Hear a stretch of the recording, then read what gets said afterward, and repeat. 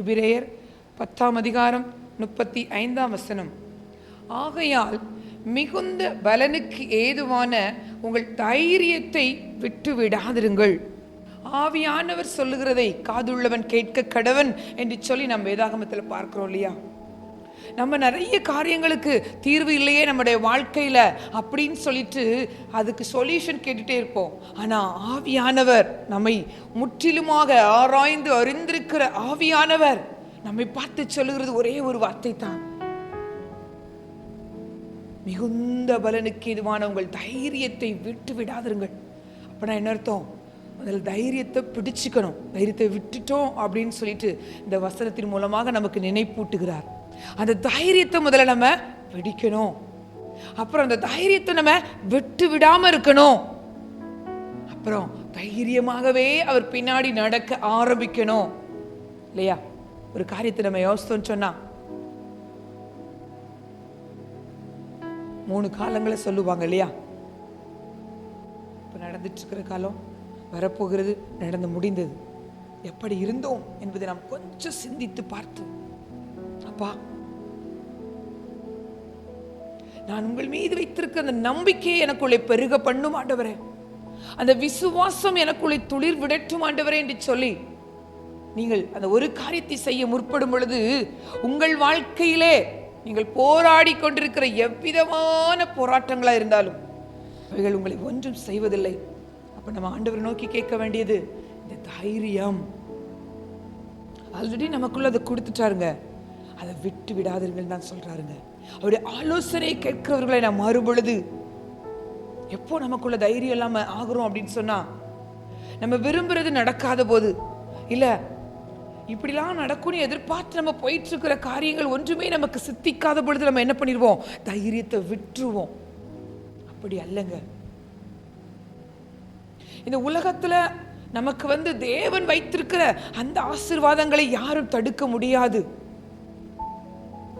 ஒருவேளை குடும்பத்தின் உறுப்பினர்களாக இருந்தாலும் சரி, உடன்பிறப்புகளாக இருந்தாலும் சரி, தேவன் நமக்கென்று வைத்திருக்கிற, நமக்கென்று உண்டு பண்ணின கிருபைகளை, நமக்கென்று கொடுத்திருக்கிற ஆசீர்வாதங்களை, நமக்கென்று வைத்திருக்கிற அந்த மேலான கிருபைகளை தடுப்பதற்கு எதற்கும் அதிகாரம் இல்லை.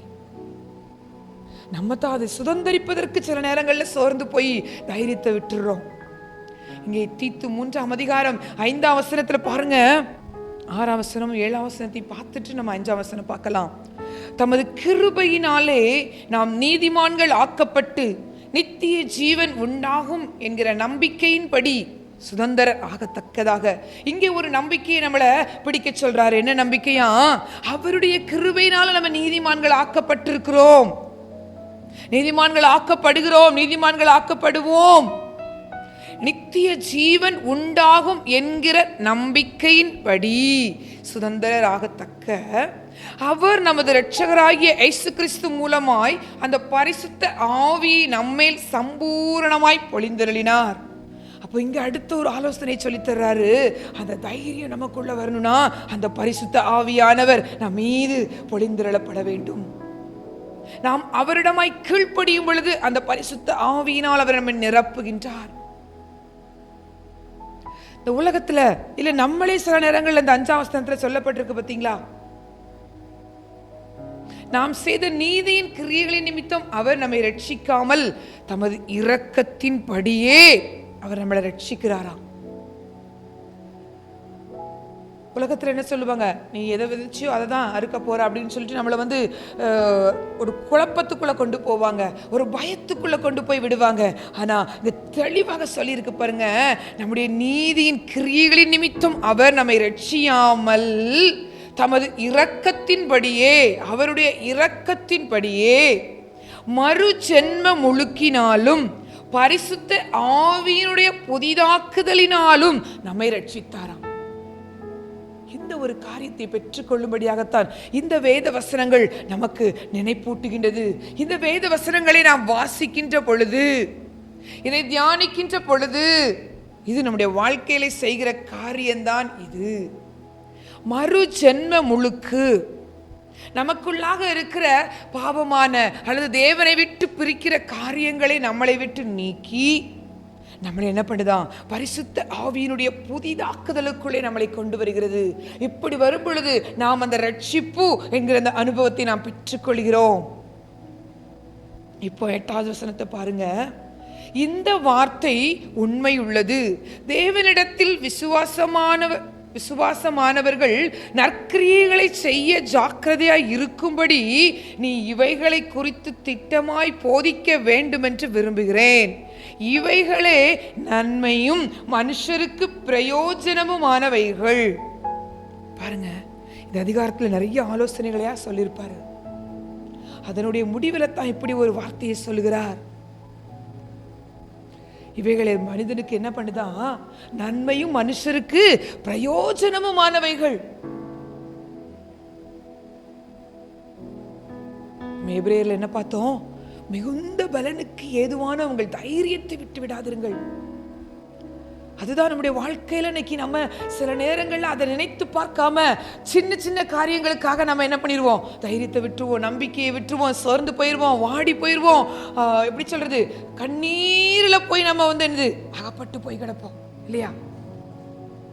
அது வேண்டாங்க. மிகுந்த பலனுக்கு எதுவான உங்கள் தைரியத்தை இன்னைக்கு விட்டு விடாதபடிக்கு அதை பிடித்துக் கொள்ள பழகுங்கள்.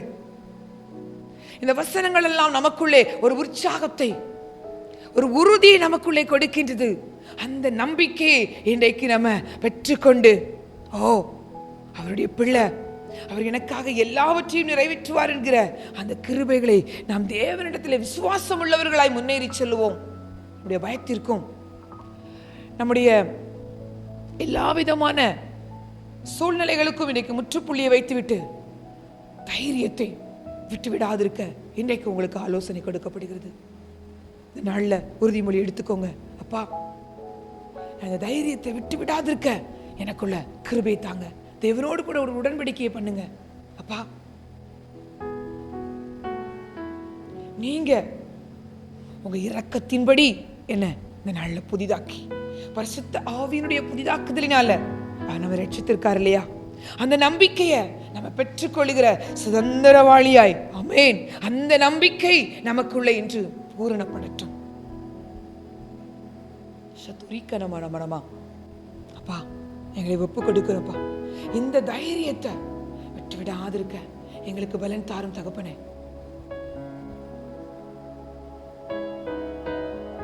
கண்ணீர் கடலில் மூழ்கி கலங்கி தாவிக்கின்றாயோ, கண்ணீர் கடலில் மூழ்கி கலங்கி தாவிக்கின்றாயோ, கலங்காதே திகையாதே, கர்த்தருன் அடைக்கலம் மகளே, கர்த்தருன் அடைக்கலம்.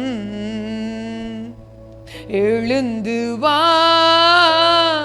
எழுந்து வா. ஆமென். அவனுடைய சத்தம் இன்றைக்கு உங்களுக்கு தொனிக்கப்படுகிறது. எழுந்து வா, எழுந்து வா. பாவ சேற்றில் மூழ்கி பயந்து சாகிறாயோ, தேவமைந்தன் தேடுகிறார். ஆமென்.